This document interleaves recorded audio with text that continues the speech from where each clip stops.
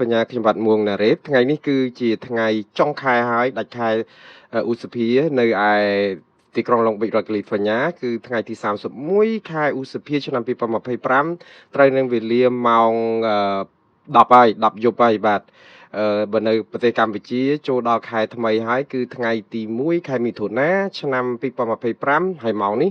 គឺម៉ោងថ្ងៃត្រង់ទៅហើយបាទគឺដល់ពេលទទួលទានអាហារថ្ងៃត្រង់ឬក៏សម្រាប់ថ្ងៃត្រង់ទៅហើយបងប្អូនបាទតែយ៉ាងណានៅក្នុងពេលដែលសម្រាប់ទទួលទានអាហារថ្ងៃត្រង់នេះខ្ញុំនឹងមានព័ត៌មានមួយចំនួនដែលចង់ជម្រាបជូនបងប្អូនដែរហើយអត់តាក់ទងនឹងរឿងព្រំដែនទេព្រោះអីរឿងព្រំដែនហ្នឹងគឺចិត្តតែវិវត្តទៅមុខជាប្រក្រតីទៅហើយយើងឃើញមានសារមានអីហូរហែប៉ុន្តែម្ដងនេះគឺខ្ញុំគ្រាន់តែចង់ជម្រាបជូនបងប្អូនតាក់ទងនឹងរឿងទីបំផុតគឺខ្ញុំបានរកម្ដាយសុធនឃើញហើយក៏ចង់ជម្រាបជូនបងប្អូនបកផងដែរថាតើព័ត៌មានថ្មីចុងក្រោយរឿងសំណុំរឿងរបស់លឹមធីរីនោះទៅដល់ណាហើយព្រោះអីថ្ងៃនេះគឺជាផុតថ្ងៃដែលនីតិវិធីដែលគេទុកឲ្យប្តឹងឧទ្ធរជំទាស់ទៅនឹងសាលដីកាសំទោសសាលក្រមរបស់សាលាដំបងបាត់ទៅហើយបានន័យថា1ខែឬក៏30ថ្ងៃនោះថ្ងៃនេះគឺផុត1ថ្ងៃហើយគឺតាមពិតថ្ងៃម្សិលមិញទេដែលជាថ្ងៃចុងក្រោយតើដំណើរនេះវិវត្តទៅយ៉ាងម៉េចឥឡូវនេះមេធាវីនឹងដល់ណាទៅហើយបងប្អូនអាចចូលឬក៏ចូលរួមជួយគាត់យ៉ាងម៉េចបានទៀតហើយឥឡូវដោយសារតែខ្ញុំបានរកម្ដាយសុធន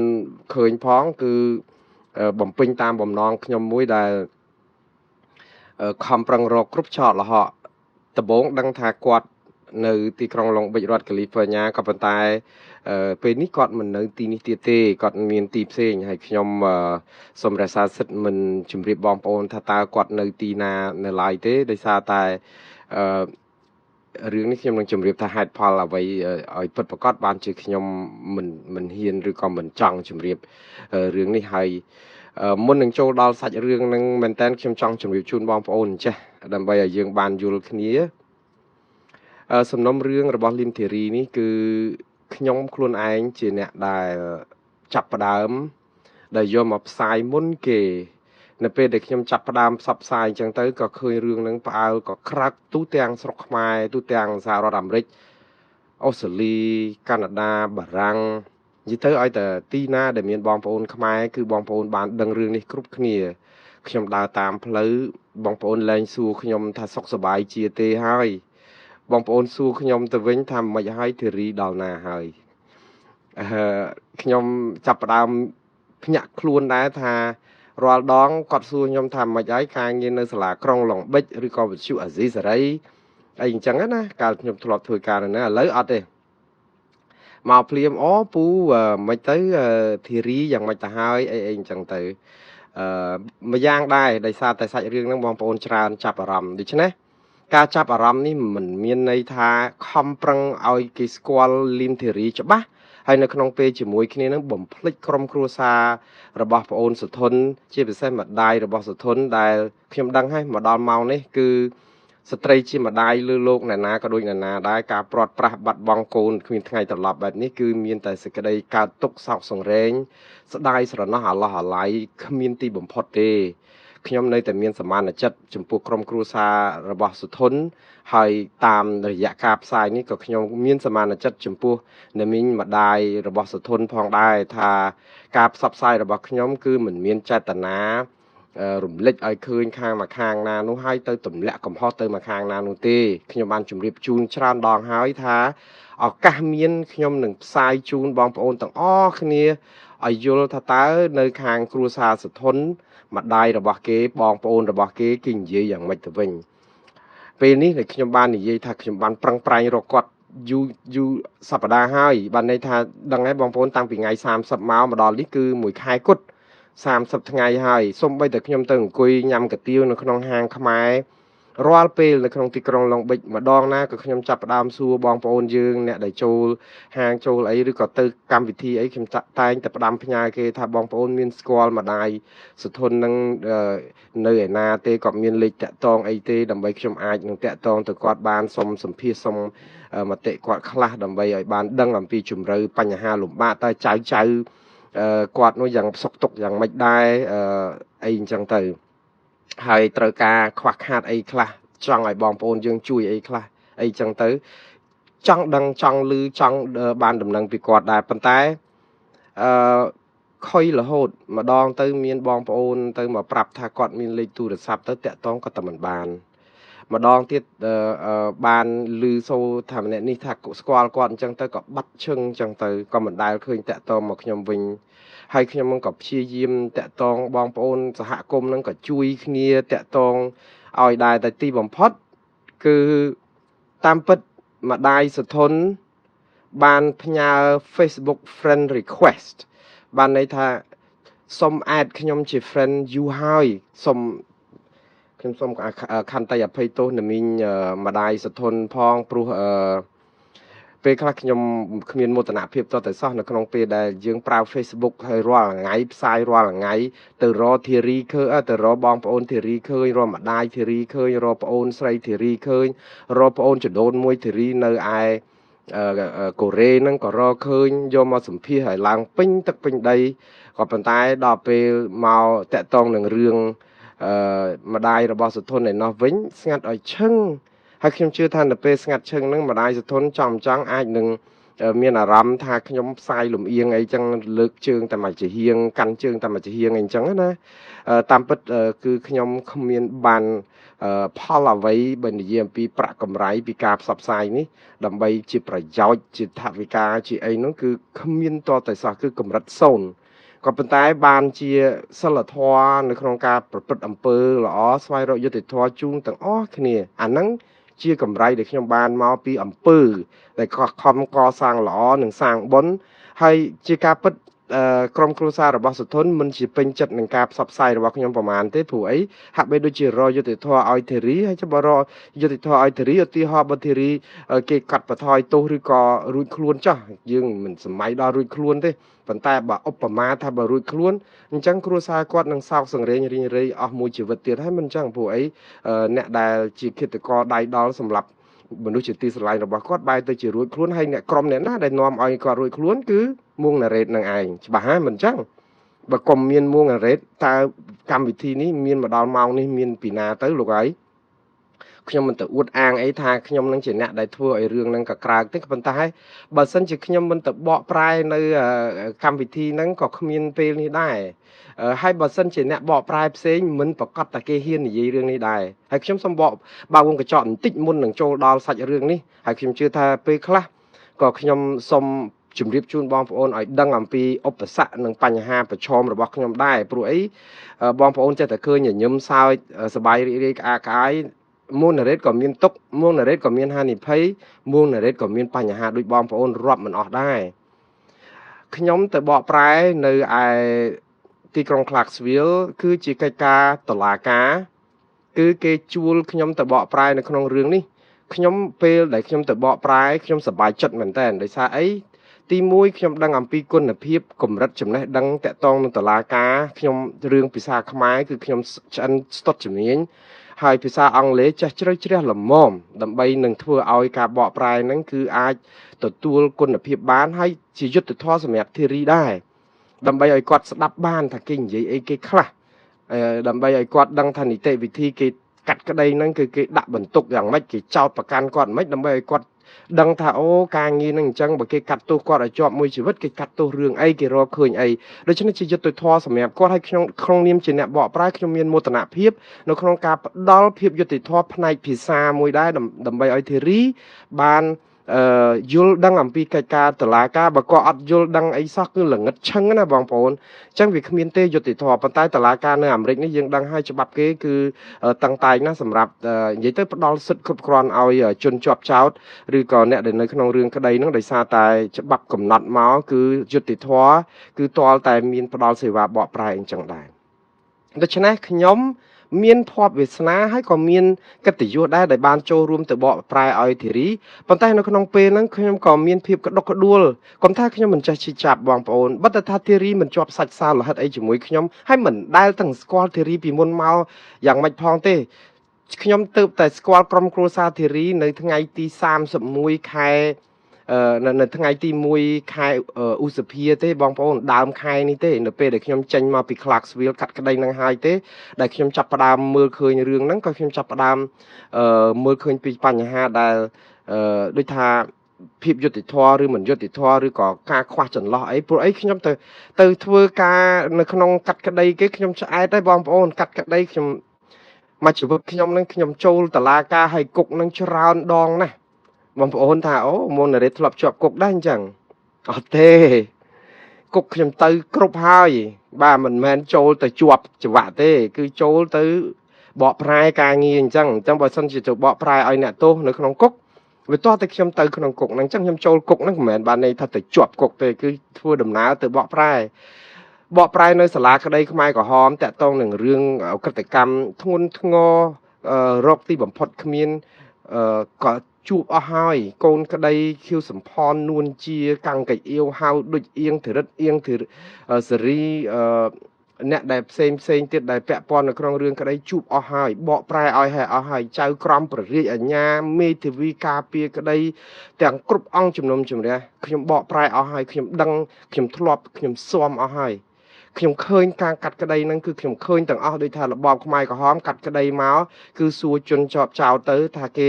ឆ្លើយមកថាហេតុអីបានជាសម្លាប់ប្រជាពលរដ្ឋខ្មែរអញ្ចឹងគាត់បកស្រាយអំពីគោលបំណងតែមកដល់រឿងធីរីនៅពេលដែលកាត់ក្តីចប់ធីរីជាប់គុកពួកមួយជីវិតប៉ុន្តែគោលបំណងអត់ដឹងថាគាត់ជាប់គុកមួយជីវិតដោយសារអីក្រៅតែពីបាញ់សម្លាប់ប្តីតើបាញ់សម្លាប់ប្តីនឹងបាញ់ដោយមូលហេតុអីអត់ដឹងតឡាការអត់បានរកឃើញអីទាំងអស់ក្រៅតែពីរកឃើញថាគាត់បានបាញ់សម្លាប់ប្តីតែប៉ុណ្្នឹងឯងហើយដាក់គុកមួយជីវិតទៅហើយថាចាត់ទុកថាការស្លាប់នេះការសម្លាប់ប្តីនេះគឺជាអំពើឃាតកម្មគិតទុកជាមុនហើយកម្រិតគឺគេហៅថាកម្រិតបទអក្រិតកម្រិតលេខ1គឺកម្រិតខ្ពស់បំផុតត្រូវជាប់គុកមួយជីវិតហើយតុលាការបានបទូបថយទោសខ្លះដែរមិនអត់ទេដោយសារតែគាត់ធ្លាប់ជាប់ពន្ធនាគារនៅក្នុងការឃុំខ្លួននីតិវិធីមុននឹងជំនុំជម្រះហ្នឹង3ឆ្នាំអញ្ចឹងគេបថយឲ្យនៅ51ឆ្នាំហើយទុកពេលឲ្យ parole បានន័យថាម៉េច parole ហ្នឹងបានន័យថាពេលជាប់គុកបាន25ឆ្នាំទៅគឺយើងអាចសុំឲ្យតុលាការលើកលែងឬកាត់បន្ថយបន្ធូរបន្ថយទោសអីអញ្ចឹងទៅវាអាចនៅទៀតនឹងបើទៅថាឥឡូវហ្នឹងជាប់គុក51ឆ្នាំមែនក៏ប៉ុន្តែអនុញ្ញាតឲ្យគាត់តតាំងក្តីនៅពេលដែលជាប់បាន25ឆ្នាំអានេះគឺវាចប់ប៉ុន្តែអ្វីដែលសំខាន់គឺយើងអត់ដឹងថាហេតុអីបានជាគាត់សម្លាប់ប្តីព្រោះអីធីរីអត់បាននិយាយអីសោះនៅក្នុងសវនាការគាត់ជ្រើសរើសវិធីមិនឆ្លើយអ្វីទាំងអស់គឺឲ្យព្រះរាជអាជ្ញារដ្ឋអាជ្ញាដោះស្រាយបញ្ហានឹងខ្លួនឯងទៅអានេះនៅពេលដែលខ្ញុំចូលទៅបកប្រែគឺជាការពិតខ្ញុំពាក់មួកជាអ្នកបកប្រែខ្ញុំមានភារកិច្ចខ្ញុំមានក្រមសីលធម៌ខ្ញុំមានសេចក្តីថ្លៃថ្នូរវិជ្ជាជីវៈខ្ញុំច្បាស់លាស់របស់ខ្ញុំដែរទៅ3 4ថ្ងៃដំបូងពីថ្ងៃទី27 28 29 34ថ្ងៃគឺខ្ញុំអត់បានផ្សាយអីទាំងអស់តាក់ទងពីរឿងតែខ្ញុំទៅនឹងទៅបកប្រែឲ្យធារីឬក៏រឿងករណីឃាតកម្មនៅតុលាការនេះគឺអត់ទេគឺខ្ញុំរក្សាក្រមសីលធម៌វិជ្ជាជីវៈនេះបានច្បាស់លាស់ណាស់ក៏ប៉ុន្តែនៅតែគេប្តឹងខ្ញុំបងប្អូនប្រហែលជាភ្ញាក់ផ្អើលហើយអូមានគេប្តឹងមួងណារ៉េតដែរអញ្ចឹងខ្ញុំចេញមកដល់ពេលដែលខ្ញុំចេញពី Clarksville វិញពេលដែលខ្ញុំទៅដល់ពលានយន្តហោះ Nashville Tennessee គឺខ្ញុំចាប់ផ្ដើមផ្សាយផ្ទាល់ភ្លាមនិយាយអំពីករណីឃាតកម្មដែលស្ត្រីខ្មែរម្នាក់គឺឈ្មោះលឹមធីរីត្រូវបានតុលាការផ្តន្ទាទោសឲ្យជាប់គុកអស់មួយជីវិតតាក់ទងនឹងការសម្លាប់ប្តីឈ្មោះថាលោកអ៊ិនសុធនដែល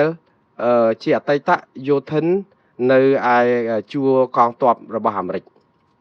អញ្ចឹងជាខ្មែរដែរអញ្ចឹងទៅអ្វីដែលខ្ញុំនិយាយខ្ញុំរៀបរាប់ហោហែមកកណោគឺតាក់ទងនឹងអង្គហេតុដែលកើតឡើងនៅក្នុងដែលពេលដែលមានការផ្សព្វផ្សាយនៅរឿងក្តីហ្នឹងបានប្រមាណថ្ងៃស្រាប់តែខ្ញុំមានបណ្ដឹងមួយហើយខ្ញុំជឿខ្ញុំគិតអញ្ចេះទៅវិញថាបណ្ដឹងនេះមិនមែនមកពីជនបរទេសទេព្រោះអត់មាននរណាស្ដាប់ភាសាខ្មែរខ្ញុំបានទេគឺបណ្ដឹងហ្នឹងគឺអាចមកពីបងប្អូនខ្មែរយើងដែលខ្ញុំរកនឹងមិនឃើញរឿងបណ្ដឹងខ្ញុំសោះ រឹកនឹកមិនឃើញហ្នឹងគឺគាត់ប្តឹងខ្ញុំពីបទរំលោភកិច្ចការសម្ងាត់របស់តុលាការដែលយើងជាអ្នកបកប្រែពេលដែលខ្ញុំឃើញបណ្ដឹងហ្នឹងគឺមែនតើទៅវាមិនមែនជាបណ្ដឹងផ្លូវការទេវាគ្រាន់តែជាសេចក្តីរាយការណ៍ចង់និយាយថាគេរាយការណ៍ទៅហើយទៅប្រាប់តុលាការនៅ Clarksville ហ្នឹងឲ្យមករករឿងខ្ញុំដើម្បីឲ្យខ្ញុំទទួលខុសត្រូវចំពោះវីដេអូដែលខ្ញុំផ្សាយតាក់ទងនឹងរឿង Lim Theory ថាខ្ញុំនឹងរំលោភគោលការណ៍តុលាការអញ្ចឹងទៅខ្ញុំពេលដែលឃើញបែបនេះជាមនុស្សដែលមានការទទួលខុសត្រូវក្រមសីលធម៌ខ្ញុំចាប់ផ្ដើមគិតថាដូចខ្ញុំស្មានមិនខុសទេ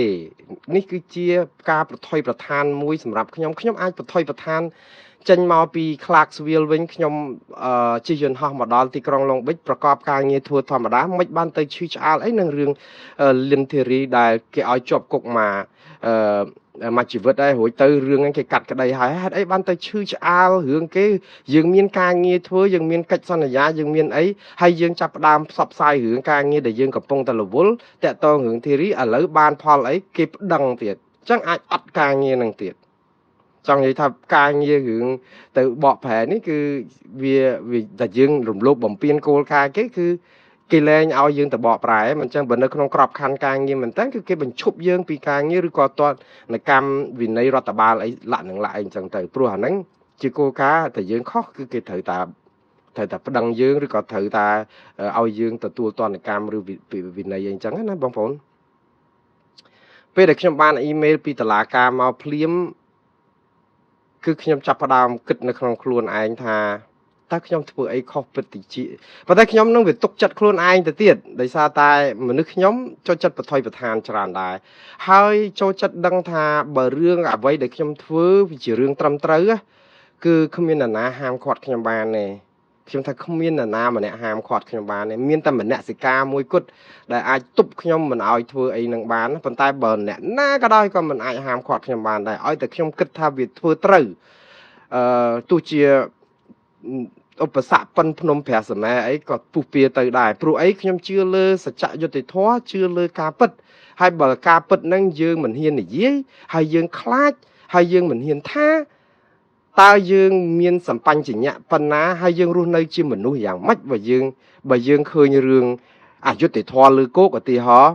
ឬយើងឃើញភាពមិនប្រក្រតីហើយយើងឃើញនៅនឹងផ្នែកតែយើងធ្វើយើងធ្វើមិនដឹងយើងទុកឲ្យរឿងហ្នឹងវាកើតឡើងបងប្អូនសាកគិតមើលចុះបើគាត់ជាគ្រួសាររបស់យើង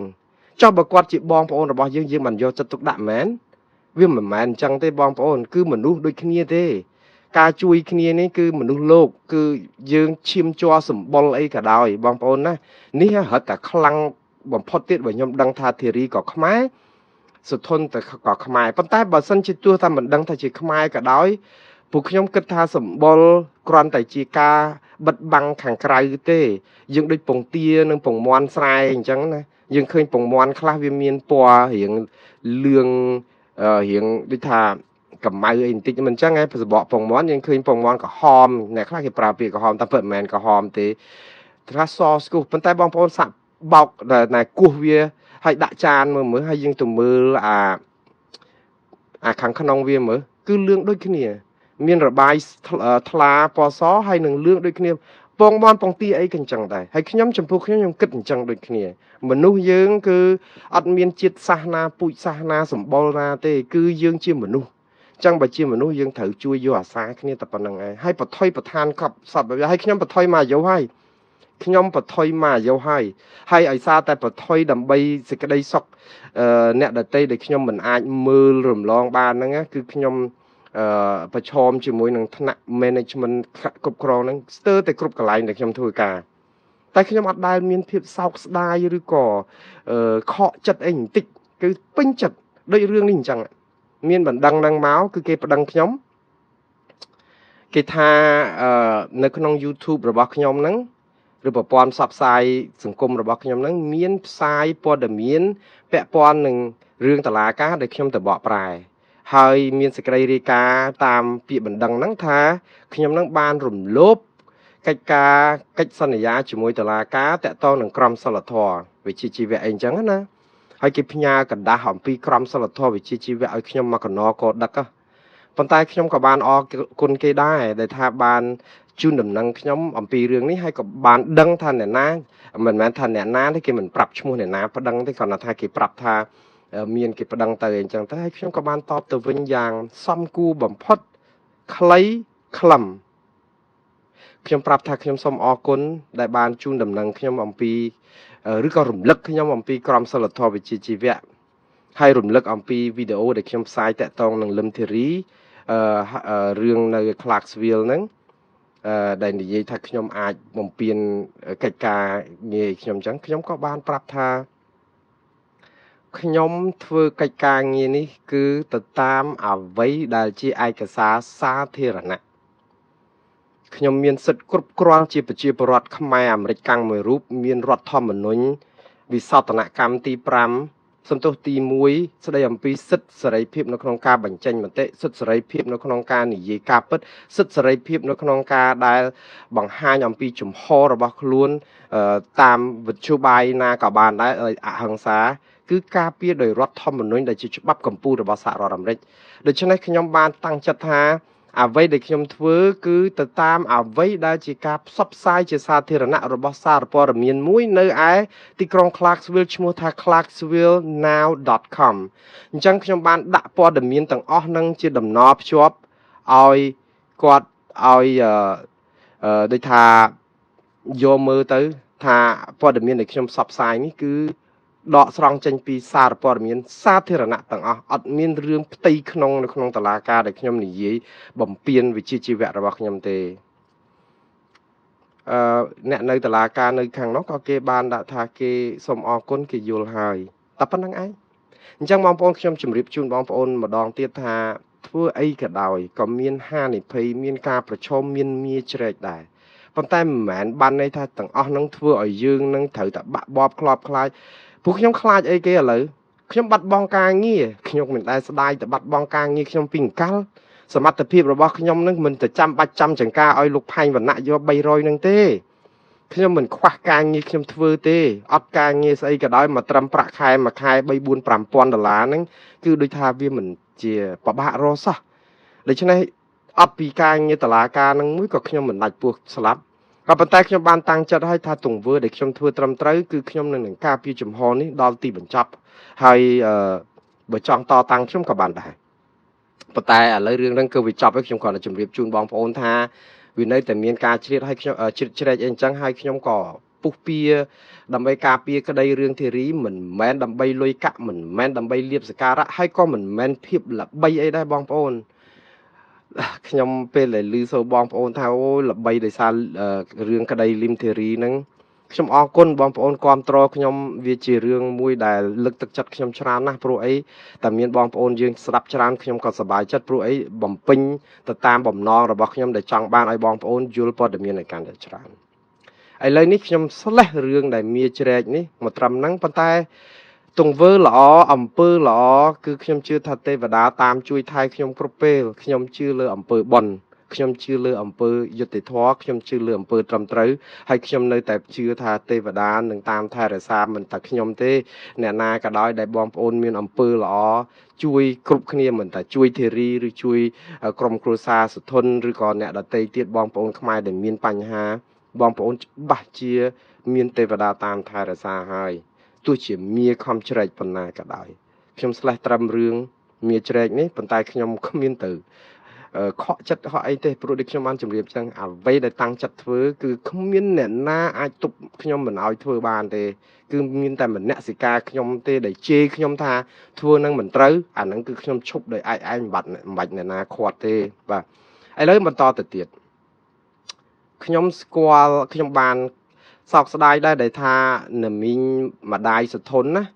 add friend ខ្ញុំក្នុង Facebook នឹងយូរហើយចឹងបានន័យថាមិនដឹងថាក្នុងពេលណាមួយនេះក្នុងរយៈពេល2 3សប្តាហ៍កន្លងមកនេះក្នុងពេលណាមួយខ្ញុំអត់ដឹងដោយសារអត់ដឹងហ្នឹងគឺជាកំហុសរបស់ខ្ញុំដែរដោយសារអីបងប្អូនខ្ញុំបានជម្រាបជូនបងប្អូនច្រើនដងហើយថា Facebook របស់ខ្ញុំមាន friend request មួយថ្ងៃ500ហើយឥឡូវនេះជួនកាលនៅសល់2000 friend request នេះខ្ញុំអត់ទាន់បាន add អត់បាន accept ទេព្រោះខ្ញុំអត់ស្គាល់ដល់ពេលអញ្ចឹងទៅវាច្រើនពេកខ្ញុំពិបាកនឹង scroll ទៅហើយខ្ញុំក៏និយាយទៅដោយសារមនោសញ្ចេតនាសិលធម៌ដែរពេលដែលបងប្អូនដាក់ friend request មកអត់ទាន់ហ៊ាន add ហើយក៏មិនទាន់ហ៊ានលុបដែរដើម្បីកុំឲ្យបងប្អូននឹងថាតូចចិត្តទាំងមួង narrate ហ្នឹងអីក៏ឆ្មើងម៉េះគ្រាន់តែសុំ add ជា friend សោះហ្នឹងចាំបាច់ delete request ឬលុប request ហ្នឹងចោលអីអញ្ចឹងសំណើហ្នឹងចោលអីអញ្ចឹងណាខ្ញុំក៏ទុកអីអញ្ចឹងទៅដល់ពេលទុកយូរឥឡូវកន់ខ្លួនឯងហើយដល់ពេលឃើញណាមីងម្ដាយសធន add ជា friend មកក៏ខ្ញុំអត់ដឹងទាល់តែពេលខ្ញុំចាប់ផ្ដើមបានព័ត៌មានពីមិត្តភ័ក្តិមកប្រាប់ថាណាមីងសធនណាមីងម្ដាយសធនហ្នឹងគាត់ឈ្មោះអញ្ចេះទៅខ្ញុំក៏វាយចូលដើម្បីរក add គាត់ជា friend មុនហ្នឹងប្រហែលជា1ម៉ោងទេនេះ1ម៉ោងកន្លះមុនហ្នឹងដែលខ្ញុំ add គាត់ណាដល់ពេលខ្ញុំចាប់ផ្ដើម add គាត់ជា friend ស្រាប់តែឃើញដាក់ថាគាត់ផ្ញើ friend request មកខ្ញុំយូរហើយខ្ញុំគ្មានអល់ឯកអីបន្តិចទទួល accept បាទភ្លាមនេះខ្ញុំក៏បានផ្ញើសារសម្លេងទៅគាត់ភ្លាមជំរាបសួរណាមីងសួរសុខទុក្ខគាត់មួយម៉ាត់ហើយជំរាបអំពីសាវតាដែលខកខានមិនបានបើ add គាត់ចូល friend ឲ្យបានលឿនដើម្បីលឿនតាំងពីយូរខ្ញុំអាចសម្ភាសគាត់បានយូរហើយក៏ប៉ុន្តែបងប្អូនមិនទាន់បានជជែកស៊ីជម្រៅជាមួយនឹងមីងម្ដាយរបស់សុធននៅឡើយទេហើយបងប្អូនសួរថាអញ្ចឹងយកមកផ្សាយទៅអីនិយាយមួយថ្ងៃហើយកន្លះម៉ោងហើយខំប្រឹងចំហមាត់ស្រាប់ដល់មកចាំកលេសខេះអត់បាននិយាយជាមួយគាត់បងប្អូនដូចត្រូវឆ្នោតអញ្ចឹងខ្ញុំនៅពេលដែលបានស្គាល់ដឹងថាគាត់មានប្រព័ន្ធបណ្ដាញសង្គម Facebook ដើម្បីខ្ញុំអាចឆ្លើយឆ្លងឥឡូវនេះខ្ញុំផ្ញើសារទៅគាត់អាចឆ្លើយឆ្លងមកខ្ញុំពេលណាក៏បានហើយតាមដំណឹងលហិចលហៀងពីបងប្អូនជាច្រើនដែលធ្លាប់ស្គាល់គាត់បើតែថាមិនបានតាក់ទងគាត់បានទូរស័ព្ទអីចឹងទៅក៏ធ្លាប់ឮប្រាប់ថាគាត់មានបញ្ហាពិបាកចិត្តខ្លាំងរីងរៃរឿងកូនហ្នឹងហើយសុំពេលវេលាមិនចង់និយាយស្ដីអីច្រើនខ្ញុំគោរពខ្ញុំពិតជាយល់អំពីក្រៀមទុកក្រៀមក្រំពេលវេលាហើយជួនកាលរឿងអតីតកាលដ៏ជូរចត់បើយើងរំលឹកកោះកកាយទៅវាមានអីវាធ្វើឲ្យស្នាមរបួសនឹងវាកាន់តែរហែកប្រេះធ្វើឲ្យយើងនឹងកាន់តែសោកសៅខ្ញុំអត់ចង់ឲ្យគ្រួសារគាត់មានបន្ទុកកាន់តែធ្ងន់ទេដូច្នេះខ្ញុំក៏ជម្រាបជូនបងប្អូនថាខ្ញុំបានប្រឹងប្រែងរកម្ដាយសុធនបានសម្រេចទៅហើយប៉ុន្តែសួរថាតាមម្ដាយសុធនគាត់នឹងត្រៀមខ្លួនពេលណាដើម្បីផ្ដល់បទសម្ភាសន៍ឲ្យខ្ញុំឬក៏ជជែកជាមួយខ្ញុំមិនចាំបាច់ផ្ដល់សម្ភាសន៍តាមបណ្ដាញសង្គមឬក៏រលកធាតុអាកាសអីចង់ស្ងាត់ឬក៏និយាយកុំឲ្យគេដឹងស្អីក៏បានដែរខ្ញុំទទួលបានគ្រប់យ៉ាងដោយសារអីខ្ញុំចង់បានសម្លេងពីខាងក្រុមគ្រួសារគាត់ផងហើយអ្វីដែលខ្ញុំចាប់អារម្មណ៍មិនមែនតែរឿងធីរីទេបងប្អូនគឺខ្ញុំចង់ដឹងថាតើចៅគាត់ពីរនាក់នោះកូនរបស់ធីរីនឹងគ្នាមានសុខទុក្ខយ៉ាងណាតើពិបាកយ៉ាងម៉េចត្រូវឲ្យសហគមន៍អាចជួយអីគេបានខ្លះដែរទេព្រោះជាបន្ទុកណាពេលអត់ពីឪពុកម្ដាយទៅឪពុកស្លាប់ម្ដាយជាប់គុកមួយជីវិតកូនកំព្រានៅជាមួយយាយនៅជាមួយឪពុកមាថាតើជីវភាពលំបាកប៉ុណ្ណាអីយ៉ាងណាខ្ញុំជឿថាពួកគាត់ជួនកាលជាមោទនភាពគាត់ចង់ដោះស្រាយគ្រួសាររបស់គាត់បានប៉ុន្តែបើបងប្អូនយើងមានសមានចិត្តក៏ចង់ជួយដែរប៉ុន្តែដូចខ្ញុំជម្រាបអញ្ចឹងដំណាក់កាលនេះគឺជួយធីរីសិនដោយសារអីដោយសារធីរីមានរឿងបណ្ដឹងឧទ្ធរដែលចប់ថ្ងៃនេះផុតថ្ងៃបាត់ទៅហើយនេះដែលត្រូវគេឲ្យប្តឹងមក30ថ្ងៃហ្នឹងគេទុកពេលឲ្យប្តឹងឥឡូវផុតកំណត់ហើយនៅក្នុងនីតិវិធីប្តឹងឧទ្ធរផុតកំណត់ហើយកាលពីម្សិលមិញនេះថ្ងៃ30ព្រោះនៅនេះថ្ងៃ31បើនៅខ្មែរបើន័យថាផុត2ថ្ងៃទៅហើយបើយើងគិតទៅណាអាហ្នឹងបើខ្ញុំថាចង់ប្រឹងស្រូតជួយធីរីឥឡូវនេះខ្ញុំចូលដល់ដំណឹងរឿងធីរីខ្ញុំគ្រាន់តែសុំផ្ដាំផ្ញើសារតាមនេះបើសិនជាណាមីងម្ដាយសធនបានស្ដាប់ខ្ញុំថាពេលដែលគាត់ add ខ្ញុំជា friend ខ្ញុំ add គាត់ជា friend ហើយខ្ញុំជឿថាការផ្សាយផ្ទាល់នេះណាមីងប្រហែលជាកំពុងអង្គុយស្ដាប់ខ្ញុំហើយគ្រាន់តែសុំជម្រាបសួរសុខទុក្ខណាមីងពីចម្ងាយហើយខ្ញុំមែនតើគឺសូមសម្ដែងនៅការសោកសង្រេងហើយនឹងចូលរួមមរណទុក្ខជាមួយនឹងនាមីងនិងក្រុមគ្រួសារចំពោះការបាត់បង់កូនជាទីស្រឡាញ់បាត់បង់មនុស្សជាទីស្រឡាញ់ហើយខ្ញុំដឹងអំពីជំរឿហើយសូមដួងចិត្តនេះហើយសូមឲ្យវិញ្ញាណក្ខន្ធរបស់សុធននឹងបានទៅកាន់សុគតិភពកុំបីឃ្លៀងឃ្លាតឡើយហើយខ្ញុំរីករាយសាទររងចាំដំណឹងពីនាមីងគ្រប់ពេលគ្រប់វេលា ខ្ញុំសម្ភាសក្រុមគ្រួសារធារីប៉ុណ្ណាគ្មានពេលប៉ុណ្ណាបើនឹងមីងចង់ឲ្យពេលខ្ញុំឲ្យលឹះប៉ុណ្ណឹងក៏បានតិចជាងហ្នឹងក៏បានប៉ុន្មានក៏បានដែររីករាយឥឡូវចូលដល់រឿងធារីបងប្អូនហើយខ្ញុំចង់និយាយថានឹងមីងម្ដាយសធនហ្នឹងខ្ញុំនឹងសង្ឃឹមថានឹងជួបគាត់នៅពេលណាមួយជាក់ជាមិនខានតែពេលនេះខ្ញុំមិនខ្ញុំបើសិនជានឹងមីងសម្រេចយ៉ាងណាខ្ញុំគោរពតាមសេចក្តីសម្រេចរបស់មីងទាំងអស់ដែរព្រោះមានតែសម័យខ្លួនទេដែលជាអ្នកដែលសម្រេចថាចង់និយាយឬមិនចង់និយាយឥឡូវចូលដល់រឿងធីរីវិញតើដល់មិនចាស់ហើយឥឡូវដាច់ផុតនីតិវិធីឧទ្ធរបាត់ទៅហើយអញ្ចឹងបានន័យថាតឡាការគេចាប់ផ្ដើមជំនុំជម្រះនៅថ្ងៃណាហើយមេធាវីនឹងយ៉ាងម៉េចធីរីដូចខ្ញុំបានជម្រាបរាល់ដងអញ្ចឹងថាបានជូនដំណឹងតាមរយៈមេធាវីដដែលរបស់គាត់ពីមុនហ្នឹងនៅតឡាការសាលាដំបងហ្នឹងគឺជូនដំណឹងទៅសាលាឧទ្ធររួចទៅហើយថាគាត់ជំទាស់ទៅនឹងសាលក្រមរបស់សាលាដំបងហ្នឹងដូច្នេះបានន័យថានីតិវិធីសម្រាប់ធារីកុំឲ្យឆក់ល្វែងឬផុតកាល30ថ្ងៃហ្នឹងគឺគាត់បំពេញចប់សពគ្រប់ហើយចឹងអត់មានអីត្រូវព្រួយទៀតទេ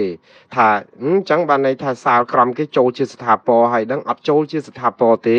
ព្រោះយើងគាត់ប្តឹងបាត់ទៅហើយអញ្ចឹងបានន័យសាលក្រមហ្នឹងនឹងបញ្ជូនទៅតុលាការឧទ្ធរដើម្បីជំនុំជម្រះបន្តអញ្ចឹងនៅឧទ្ធរគឺគេនឹងរើសចៅក្រមសំទោសរើសអ្នកដែលជំនុំជម្រះហ្នឹងដោយអ្វីដែលគេធ្វើនៅតុលាការជាន់ទាបអីអញ្ចឹងដែរហើយមេធាវីយ៉ាងម៉េចទៅវិញមេធាវីគឺកំពុងតែរបងប្អូនសួរថារនឹងរងាប់ហើយអញ្ចឹងកាលហើយឥឡូវដកផុតថ្ងៃហើយអញ្ចេះបងប្អូននីតិវិធីឧទ្ធរមិនមែនភ្លាមលឿនពេកទេវាអាចពី3ខែដែរបងប្អូនឥឡូវចប់បានន័យថាបានប្តឹងបានន័យថាសំណុំរឿងនេះចូលទៅដល់ដៃតុលាការជាន់ខ្ពស់ទៅហើយគឺសាលាធរហើយអញ្ចឹងអ្វីដែលធារីត្រូវត្រៀមគឺគ្រាន់តែមានមេធាវីអ្នកប្រឹក្សាច្បាប់ឬក៏ជំនួយការអីសពបែបយ៉ាងដើម្បីឲ្យធារីមានឱកាសនៅក្នុងការដាក់អង្គហេតុថ្មីដែលអ្វីដែលធារីធ្លាប់ប្រាប់ម្ដាយប្រាប់ប្អូនស្រីនិងប្រាប់ប្អូនជីដូនមួយនៅឯប្រទេសកូរ៉េខាងត្បូងនោះអង្គហេតុថ្មីនេះឯងដែលនឹងធ្វើឲ្យតុលាការនឹងអាចនឹងពិនិត្យមើលសាររឿងនេះឡើងវិញហើយត្រូវស្ដាប់សក្ខីកម្មរបស់គាត់ព្រោះអីកាលនៅសាលាដំបងក៏អត់បានដាក់អង្គហេតុទាំងអស់ហ្នឹងទេដោយសារអីដោយសារតែយុទ្ធវិធីនៅក្នុងការតស៊ូការពារក្តីតាមរបៀបមិនឆ្លើយសារភាពអញ្ចឹងមិននិយាយអីទាំងអស់គឺបានន័យថាសារភាពថាអត់មានកំហុសទុកឲ្យតុលាការរកកំហុសប៉ុន្តែនៅក្នុងនីតិវិធីឧទ្ធរបើតាមអ្វីដែលជាប្រសាសន៍របស់លីមធីរីទៅធីរ៉ាឬក៏ម្ដាយគាត់និងបងប្អូនគាត់គឺគាត់ចង់និយាយថាគាត់នឹងបង្ហាញឲ្យអស់អំពីមួយជ្រុងទៀតដែលសំខាន់បំផុតអំពីព្រឹត្តិការណ៍អីដែលមុននឹងកើតឡើងរហូតដល់គាត់លើកដៃហ៊ានបាញ់សម្លាប់ប្តីនឹងថាតើមកពីរឿងអីឲ្យប្រកាសហើយគាត់មានរឿងតាក់ទងនឹងរឿងអាកបិតហ្នឹងរឿងគម្រាមកំហែងហ្នឹងរឿងសាក់រឿងជំងឺផ្លូវចិត្តរឿង100មុខទៀតដែលគាត់ថាគាត់មានអង្គហេតុហ្នឹងទាំងអស់ដែលគាត់ត្រូវការដាក់នៅតុលាការសម្រេចយ៉ាងណាគឺជារឿងតុលាការប៉ុន្តែរឿងដែលសំខាន់បំផុតនៅពេលនេះថាតើធីរីមានក្រុមការងារផ្នែកច្បាប់ដើម្បីឲ្យគាត់អាចនឹងដាក់រឿងទាំងអស់ហ្នឹងបានឬអត់បើសិនជាអត់មានអ្នកជំនួយផ្នែកច្បាប់ដើម្បីជួយគាត់ទេគឺគាត់នឹងជួបបញ្ហាធំមែនតើណាធំមែនតើត្រង់អីគឺគាត់នឹងត្រូវយកមេធាវីដែលរដ្ឋផ្ដាល់ឲ្យហ្នឹងដដែលហើយតាមតំណើអញ្ចឹងទៅប៉ុន្តែបងប្អូនមេធាវីដែលរដ្ឋផ្ដាល់ឲ្យហ្នឹងក៏ជាមេធាវីពូកែដែរបើតាមដឹងនៅខ្លះស្វាខ្ញុំបានស្រាវជ្រាវច្រើនដែរមេធាវីគាត់ដែលចាស់ហ្នឹងឈ្មោះលោក Chase Smith ឈ្មោះនេះគ្មានអីលាក់លៀមទេព្រោះអីគេផ្សាយជាសាធារណៈដែរមេធាវីហ្នឹងគឺគាត់ពូកែក៏ប៉ុន្តែដោយសារតែរឿងក្តីហ្នឹងដូចខ្ញុំជម្រាបអញ្ចឹងបើឃើញតាក់ទិចគាត់គឺគាត់ការពារក្តីរបៀបមិនឆ្លើយដាក់បន្ទុកខ្លួនឯងឬក៏មិនឆ្លើយសារភាពអីទាំងអស់គឺមិននិយាយអីទាំងអស់នៅក្នុងសវនាការអញ្ចឹងហើយបានបងប្អូនបានឃើញអត់បានលឺធីរីនិយាយសូម្បីតែមួយម៉ាត់រហូតដល់តែថ្ងៃគេកាត់ក្តីសម្រាប់ឲ្យជាប់គុកមួយជីវិតហ្នឹងគឺធីរីអត់បាននិយាយសូម្បីតែមួយម៉ាត់នៅក្នុងសវនាការអានេះហើយដែលយើងឃើញថាជាយុទ្ធសាស្ត្រនៅក្នុងការតស៊ូការពារក្តីរបស់គាត់តែឥឡូវនេះដោយសារគេកាត់ទោសអស់មួយជីវិតបានធីរីខ្លួនឯងហ្នឹងប្រហែលជាដឹងថានៅមានរឿងច្រើនដែលមិនអាចលាក់បានទេគឺត្រូវរកយុទ្ធសាស្ត្រមួយដើម្បីប្រាប់តុលាការឲ្យអស់អំពីថាហេតុអ្វីបានមានព្រឹត្តិការណ៍នឹងកើតឡើងហើយ អញ្ចឹងទៅមានសាកសីត្រូវដាក់ឯកសារភស្តុតាងថ្មីឬយ៉ាងម៉េចហ្នឹងគឺត្រូវការអ្នកច្បាប់ហើយនឹងអ្នកបកប្រែទៀតបកប្រែជំនួយនៅក្នុងការជួយគាត់ដើម្បីគាត់ផ្ញើសារឬក៏ជជែកជាមួយមេធាវីការពារក្តីគាត់ត្រូវធ្វើអីព្រោះមេធាវីការពារក្តីគឺការពារសិទ្ធិរបស់ជនជាប់ចោតណាមិនមែនទៅអ្នកដែលជំរុញឲ្យជនជាប់ចោតធ្វើអីទេមេធាវីអត់មានជំរុញថាត្រូវធ្វើនេះធ្វើនោះទេអត់ទេមេធាវីការពារក្តីគឺទៅស្ដាប់ថាតើតន់ដិតឬក៏ដែលថាភាគីនៅក្នុងរឿងក្តីដែលជាកូនក្តីរបស់គាត់ហ្នឹងចង់បានឲ្យគេធ្វើយ៉ាងម៉េចហើយអញ្ចឹងមេធាវីក៏ចាប់ផ្ដើមបើយើងចង់បានអញ្ចឹងមេធាវីគេចាប់ផ្ដើមមើលនីតិវិធីផ្លូវច្បាប់តើបើទៅផ្លូវនេះយើងបានអាម៉េចទៅផ្លូវនេះយើងបានអាម៉េចមកប្រាប់គាត់វិញហើយបើសិនជាប្រាប់គាត់ទៅនៅពេលដែលគាត់យល់ថាអូអានេះបានផលជាងអានេះបានផលជាងអានេះហើយបើគាត់យល់ស្របគឺគាត់ជ្រើសរើសជំរើសណាក៏បានដែរហើយមេធាវីចាំទៅតាមទេព្រោះមេធាវីមិនមែនទៅការពារក្តីជំនួសមេធាវីខ្លួនឯងទេគឺការពារក្តីជំនួសឲ្យកូនក្តីអញ្ចឹងតើតែកូនក្តីនឹងប្រាប់គាត់អំពីត្រូវធ្វើអីចុះបើធារីអត់ដឹងថាត្រូវប្រាប់មេធាវីឲ្យត្រូវធ្វើអីតើយើងគិតសាកទៅមើលថាតើលទ្ធផលវានឹងទៅជាអីអញ្ចឹងតើតែអីទាល់តែមានអ្នកដែលជាក្រុមជំនួយការដើម្បីជជែកជាមួយនឹងធារីថាតើគាត់មានរឿងអីបើតាមខ្ញុំដឹងលហិចលហៀងមកថាធារីកំពុងតែរៀបចំចងក្រងឯកសារខ្លួនគាត់នឹងដែលជាគេហៅ memoir ជាឯកសារអង្គហេតុដែលរៀបរាប់ពីសាវតាតាំងពីដើមទីមកហើយខ្ញុំជឿថាបើគាត់រៀបរាប់លម្អិតទៅមានជាសភៅមានអីខ្ញុំជឿថាបើបកប្រែឲ្យមេធាវីឬអីទៅអាចនឹងមេធាវីអាចសួរនាំបន្តទៀតទៅអាចនឹងថាត្រូវរកកាត់ក្តីអីទៅតាមវិធីណាដើម្បីនៅក្នុងសាលាធរហើយនីតិវិធីនេះគឺត្រូវការជំនួយច្រើនណាស់បងប្អូនជំនួយច្រើនហ្នឹងគឺអីតកតងនឹងលុយជួលមេធាវីឬក៏មេធាវីចាស់ក៏ត្រូវការជួលអ្នកបកប្រែដែរបើសិនជាជួលអ្នកបកប្រែគឺយើងដឹងហើយអ្នកបកប្រែបើយើងត្រូវឲ្យបកប្រែយកមនុស្សតាំងពី Long Beach អីទៅដល់ Tennessee អស់ច្រើនណាស់រាប់ម៉ឺនដុល្លារបងប្អូនមិនមែនលេងសើចទេណានៅក្នុងរឿងក្តីមួយដូច្នេះអាចតឡាការជាបន្ទុកធ្ងន់មែនតើរឿងបកប្រែហ្នឹងហើយបើអត់មានអ្នកបកប្រែច្បាស់លាស់ត្រឹមត្រូវធារីក៏មិនអាចនិយាយរឿងអីហ្នឹងឲ្យអស់ពីពោះពីពងបានដែរប៉ុន្តែខ្ញុំបានតាំងចិត្តរួចទៅហើយបើសិនជាតឡាការយល់ថាខ្ញុំហ្នឹងវាមិនបំពេញគោលការណ៍អីទេគឺខ្ញុំស្ម័គ្រចិត្តបកប្រែឲ្យធារីនៅក្នុងន័យជួបជាមួយមេធាវីរបស់គាត់គឺខ្ញុំមិនខ្វល់រឿងថ្ងៃក្រោយគេហៅខ្ញុំទៅបកប្រែក្នុងសវនាការឬមិនបកប្រែទេខ្ញុំជឿថាពេលនេះគេលែងហៅហើយព្រោះអីយើងចាប់ផ្ដើមនិយាយពីរឿងធារីអញ្ចឹងយើងគេហៅមានទំនាស់ផលប្រយោជន៍ហើយខ្ញុំដឹងខ្លួនមុនថាទំនាស់ផលប្រយោជន៍នេះមិនអាចឲ្យខ្ញុំចូលទៅបកប្រែនៅតុលាការនៅ Clarksville រឿងធារីបានទៀតទេបើនៅក្នុងសវនាការរឿងក្តីមែនតើហ្មងណាប៉ុន្តែយើងចាំមើលទៀតមើលបើសិនជាតុលាការផ្ដល់សេចក្តីទុកចិត្តខ្ញុំនឹងរីករាយទៅជួយបកប្រែនៅក្នុងឋានៈជាអ្នកបកប្រែក្នុងសវនាការហើយខ្ញុំប្រកាន់វិជ្ជាជីវៈខ្ញុំបកឲ្យធារីបកឲ្យណាខ្ញុំបកទៅតាមអ្វីដែលគាត់និយាយទេខ្ញុំមិនទៅបកទៅលើឯណាហើយនៅក្នុងន័យដែលខ្ញុំនិយាយថាស្ម័គ្រចិត្តជួយធារីនេះខ្ញុំមិនចេះទេគឺជួយដើម្បីឲ្យឧទាហរណ៍បើមានមេធាវីណាមួយចង់ជួបធារីនិយាយកិច្ចការងារអីហើយមិនអាចប្រឹក្សាយោបល់គ្នាពិបាកអីចឹងទៅយើងអាចធ្វើវីដេអូ conference បាទន័យថាតាក់ទងតាម Zoom តាម team តាមអីចឹងទៅហើយខ្ញុំអាចជួយបកប្រែដើម្បីឲ្យយល់ន័យអីចឹងទៅដូច្នេះខ្ញុំស្ម័គ្រចិត្តនឹងជួយហើយបើសិនជាធារីសរសេរសភៅកាលប្រវត្តិអំពីអង្គហេតុរៀបរាប់ពីប្រវត្តិគាត់តាំងពីដើមទីមកដល់ឥឡូវហើយគាត់សរសេរបានកម្រាស់ប្រមាណក៏ដោយខ្ញុំស្ម័គ្រចិត្តបកប្រែដោយមិនយកប្រាក់កម្រៃទេព្រោះអីនេះគឺជាចំណេះជំនាញខ្ញុំហើយបើសិនជាបកប្រែ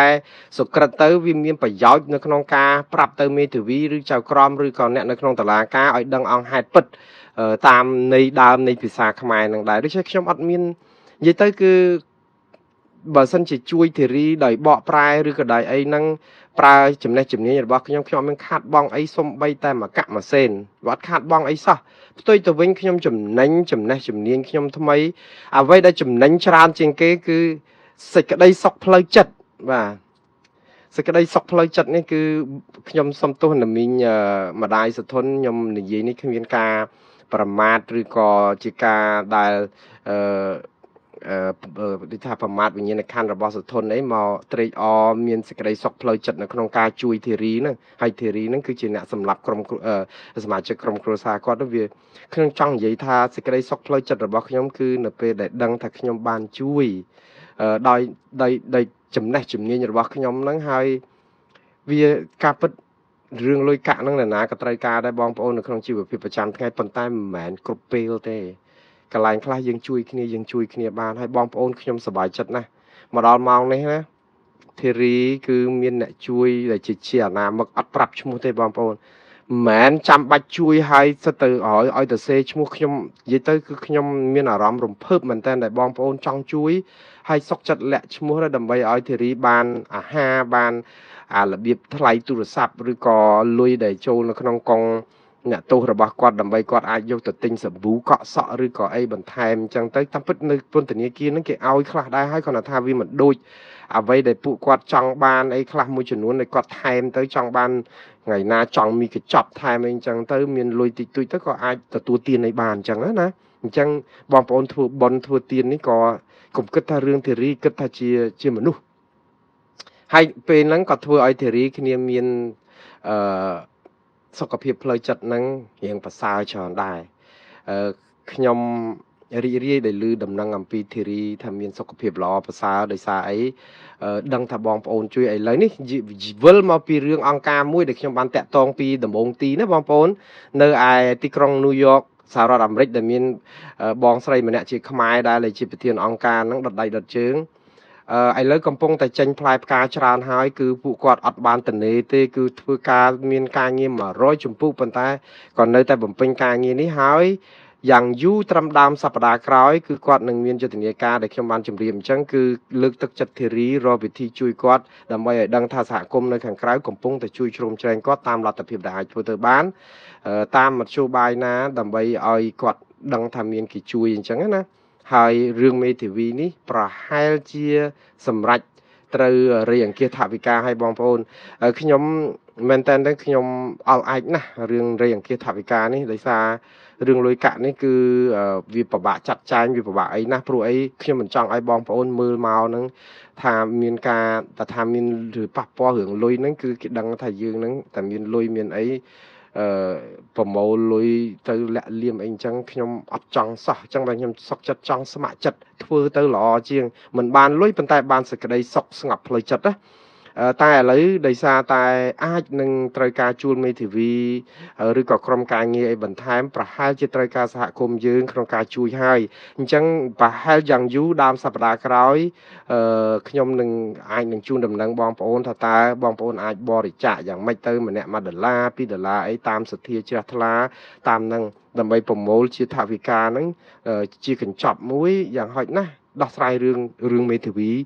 រឿងប្រឹក្សាយោបល់រឿងអីឲ្យគាត់តតាំងក្តីបងប្អូនម្ដងទៀតណាយើងជួយធារីឲ្យតតាំងក្តីមានឧបករណ៍គ្រប់គ្រាន់ការពារក្តីនៅក្នុងតុលាការមិនមែនបានន័យថាឲ្យគាត់ឈ្នះក្តីទេហើយយើងក៏មិនទៅទុកចិត្តថានឹងឈ្នះក្តីឬក៏យ៉ាងណានោះដែរក៏ប៉ុន្តែចង់ឲ្យគាត់មានឱកាសបានប្រាប់សាច់រឿងពិតហើយបើតឡាការគេជឿសាច់រឿងពិតហ្នឹងអាហ្នឹងគេសម្រេចតាមគេតាយើងបានត្រឹមតែចង់និយាយថាយើងអាចគ្រាន់តែដឹកសេះទៅដល់មាត់កំពង់រឿងសេះវាផឹកទឹកឬមិនផឹកទឹកអានឹងរឿងសេះដូច្នេះក្នុងន័យសភាសិទ្ធភាសាអង់គ្លេសហ្នឹងគឺចង់សម្ដៅថាយើងធ្វើអ្វីៗទៅតាមលទ្ធភាពដែលយើងអាចធ្វើទៅបានជួយធារីទៅតាមលទ្ធភាពដែលយើងអាចធ្វើទៅបានផ្ដល់អាវុធអាហ្នឹងដូចយើងនៅក្នុងចម្បាំងរាំងជុលអញ្ចឹងណាបងប្អូនដូចរុស្ស៊ីនៅអ៊ុយក្រែនអញ្ចឹងមិនអញ្ចឹងណាយើងអាចទៅជួយអីរុស្ស៊ីអ៊ុយក្រែនបានព្រោះរុស្ស៊ីបំពេញអីអញ្ចឹងប៉ុន្តែជួយជាស្បៀងអញ្ចឹងទៅដើម្បីឲ្យគ្នាមានអាហារដើម្បីកុំឲ្យដាច់ស្បៀងដើម្បីមានអាកម្លាំងតតាំងជាមួយប្រជាមិត្តស្ត្រូវឆ្លៀនពៀនអីអញ្ចឹងហ្នឹងមិនអញ្ចឹងទេបងប្អូនយើងពីចងាយឧទាហរណ៍ដូចបងប្អូនខ្មែរយើងយុទ្ធជននៅឯសមរភូមិមុខនៅប្រទេសកម្ពុជាអីរត់តែស្បែកជើងពាក់អត់ចង់បានមីកញ្ចប់ហូបពេញព្រៃមូសខំអីអញ្ចឹងតែបងប្អូនឃើញបងប្អូនអាណិតអាសូរបងប្អូនមិនអាចចុះទៅសមរភូមិមុខបានទេមិនអញ្ចឹងទេប៉ុន្តែយើងជួយអាណិតអាសូររៃអង្គាសថវិកាខ្លះទៅអ្នកណាធ្វើបានក៏ធ្វើទៅក៏ជួយគាត់ទៅប៉ុន្តែខ្ញុំនិយាយវែងដល់រឿងទាហានទល់ដែនទៀតហ្នឹងគឺដោយសារចង់និយាយថាចេះ ពេលខ្លះហ្នឹងជារឿងនយោបាយដែរទេបងប្អូនសមានចិត្តបងប្អូនហ្នឹងក៏ល្អណាស់ហើយខ្ញុំឃើញថាខ្មែរយើងឃើញតែមានរឿងអីគឺទឹកដីហ្នឹងគឺយើងជួយគ្នាណាស់ប៉ុន្តែជួយតតែអញ្ចឹងតែអារឿងកោះគុតអារឿងអីហ្នឹងគឺយើងនៅស្ងាត់ឈឹងអត់មាត់ទេតែពេលរឿងដែលត្រូវអារឿងដែលគណៈបកការអំណាចឬក៏រដ្ឋាភិបាលចង់ឲ្យធ្វើដែរហ្នឹងគឺបងប្អូនបានចិត្តណាមកទំហឹងតែម្ដងគឺកេងចំណេញនយោបាយនៅក្នុងពេលនឹងដែរខ្ញុំថាវាចំណេញយោធិនយើងយោធាយើងទេបងប្អូនធ្វើអញ្ចឹងក៏បានប៉ុនដែរដោយសារបងប្អូនយោធាបើមិនមានពេលហ្នឹងគាត់ក៏មិនដឹងថាគាត់ខ្វះខាតប៉ុណ្ណាប៉ុន្តែឲ្យតែមានចំនួនទល់ដែនគឺយើងដឹងថាយោធារបស់យើងវេទនាតែម្ដងហើយខ្ញុំមិនមែនតែស្រក់ទឹកភ្នែកនៅពេលដែលឮគេអង្គាសលុយដើម្បីឲ្យយោធានៅទល់ដែនណាបងប្អូនយោធាប្រាក់ដែលពីថវិកាជាតិមួយឆ្នាំជិត1000លានដុល្លារដើម្បីផ្គត់ផ្គង់វិស័យយោធាយើងនឹងឲ្យល្អឲ្យរឹងមាំឲ្យរឹងប៉ឹងវាអត់មែនដល់ពេលមានសង្គ្រាមមានអីស្រាប់តែត្រូវការរែងអង្គាសប្រជាពលរដ្ឋអញ្ចឹងទេខ្ញុំមិននិយាយថាប្រជាពលរដ្ឋរែងអង្គាសមិនបានទេសទ្ធារបស់ប្រជាពលរដ្ឋគ្មានអ្នកណាទៅទប់គាត់ទេប៉ុន្តែជាមុខមាត់ជាកិត្តិយសរបស់ជាតិយើងវាហាក់បីដូចជាយើងដូចថាទាល់ខ្លាំងគឺថាត្រូវតែអញ្ចឹងប៉ុន្តែក្នុងពេលហ្នឹងក៏វាជាឱកាសនៅក្នុងការដែលគេងចំណេញនយោបាយដែរឲ្យឃើញថាអូសស័កសស្រាំណាស់មនុស្សយើងហ្នឹងគឺចាប់ផ្ដើមនាំគ្នាលែងគិតពីរឿងអីទាំងអស់អារឿងពុនអីនៅចរចាគេដើមខែនេះមិនដឹងបានផលអីក៏ស្ងាត់អត់ជជែកទៅហើយអារឿងបញ្ហាអក្រិតកម្មឆ្លងដែនអារឿងអំពើពុករលួយអារឿងរំលោភសិទ្ធិមនុស្សអីនាំគ្នាភ្លេចអស់បាត់ហើយព្រោះពងរវល់រឿងទល់ដែនហើយថៃហ្នឹងក៏ខូចទៀតនៅពេលដែលមានរឿងទល់ដែនហ្នឹងចាប់ផ្ដើមបំប៉ោងអញ្ចឹងបន្តិចទៅរកបិទ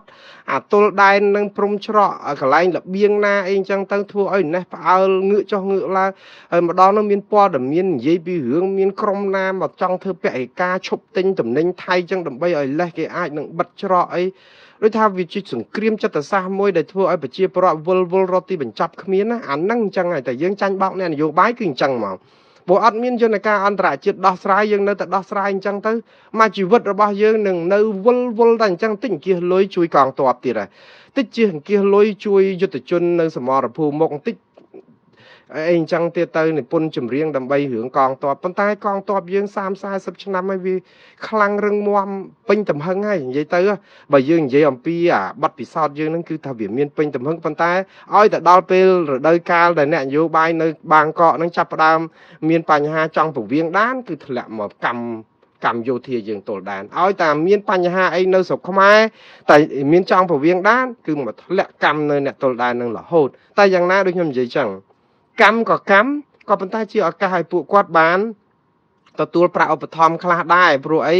តាមពិតទៅគាត់មិនត្រូវការអង្គាសអីទេលុយនៅក្នុងផ្នែកតបហ្នឹងគឺច្រើនណាស់ដែលជួយទៅនឹងគាត់ពួកសំនឹងទទួលបានអាវក្រោះស្បែកជើងប៊ូឬក៏កភ្លើងអីទំនើបដែលរាល់ដងឲ្យតែឃើញពួកគាត់ស្រក់ទឹកភ្នែកតែម្ដងទល់ដែនតាំងព្រះវិហារលើកមុនក៏ចឹងដែរឲ្យឃើញតាហ៊ានវាយជាមួយថៃគេនោះសុទ្ធតែអាវគេនោះគូកភ្លើងគេនោះមើលទៅគឺទំនើបពាក់មកមានអាវក្រោះមានអីគឺថាមើលទៅគឺថាមាំមួនហំហួនណាដល់យើងវិញមានជាយកម៉ាយកមក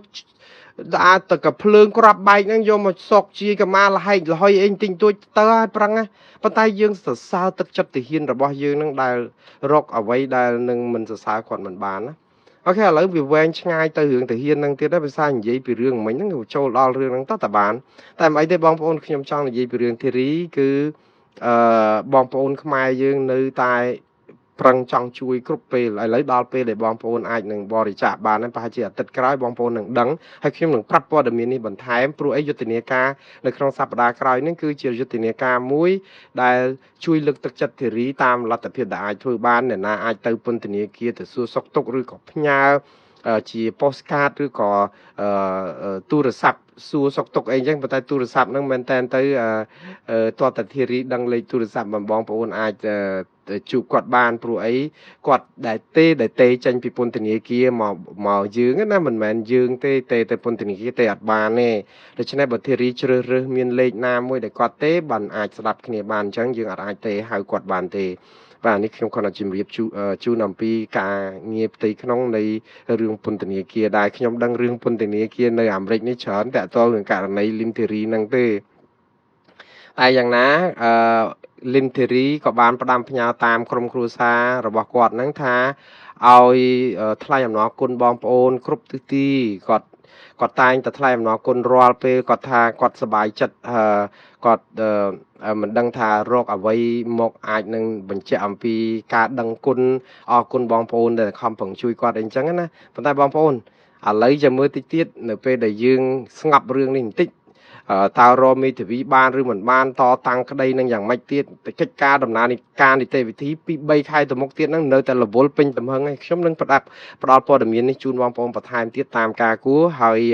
គាត់ថានេះគឺជាព័ត៌មានសង្ខេបខ្លីត្រឹមហ្នឹងទី1គឺខ្ញុំបានរកឃើញម្ដាយសធនឃើញហើយឥឡូវជា friend របស់ខ្ញុំនៅក្នុង Facebook សង្ឃឹមថាគាត់អត់ block ខ្ញុំទេសូមឲ្យទុកនឹងអញ្ចឹងតោះចុះហើយតាក់ទងមកខ្ញុំពេលណាក៏បានដែរនៅមីងម្ដាយសធនហើយរឿងធីរីនេះខ្ញុំបានជម្រាបអញ្ចឹងថាធីរីយើងមានអង្គការដែលកំពុងរកមេធាវីរបស់ឲ្យគាត់ហ្នឹងគឺចាប់អនិតិវិធីដែលប្តឹងជូនដំណឹងទៅគេឥឡូវយើងប្តឹងហើយគាត់ប្តឹងហើយដូច្នេះនៅតែរកមេធាវីឬក៏មេធាវីដដែលមានក្រុមការងារអ្នកច្បាប់អីបន្ថែមយ៉ាងម៉េចដើម្បីឲ្យធីរីអាចនិយាយអង្គហេតុបន្ថែមបានឬក៏កោះហៅសាកសីតើនីតិវិធីកោះហៅសាកសីដូចម្ដាយគាត់បងអូនស្រីគាត់ឬបងប្អូនចដូនមួយគាត់ហ្នឹងតើអាចនឹងឆ្លើយធ្វើសក្ខីកម្មក្នុងតុលាការតាមមធ្យោបាយមកទៅសហរដ្ឋអាមេរិកផ្ទាល់ឬក៏ធ្វើតាមវីដេអូ conference អីអាហ្នឹងគឺជារឿងដែលត្រូវធ្វើបន្តទៀតដែលជាកិច្ចការសម្រាប់អង្គការមួយដែលខ្ញុំបានតាក់ទងឲ្យជួយនោះឯងអញ្ចឹងខ្ញុំនៅមានការងារច្រើនទៀតតែបងប្អូនអរគុណច្រើនបងប្អូនដែលបានតាមដានស្ដាប់ការផ្សាយរបស់ខ្ញុំពីដើមដល់ចប់ខ្ញុំសូមស្លេះការផ្សាយនេះត្រឹមវេលានេះហើយសូមឲ្យបងប្អូនវិលចូលធ្វើការងារវិញតាមប្រក្រតីរកទទួលទានមានបានគ្រប់គ្នាដើម្បីសងធនាគារកុំឲ្យវេទនាយូរពេកហើយបងប្អូននៅក្រុងឡុងប៊ិចបាទម៉ោង11យប់ទៅហើយថ្ងៃសៅរ៍ផងប្រហែលជាបងប្អូនខ្លះនៅកំពង់ការ៉ាអូខេនៅឡើយឬក៏កំពុងជួបជុំមិត្តភ័ក្តិតែយ៉ាងណាសូមឲ្យទទួលទានដំណេកលងលក់យើងជួបគ្នានៅពេលឆាប់ៗទៀតបាទសូមអរគុណនិងសូមជម្រាបលា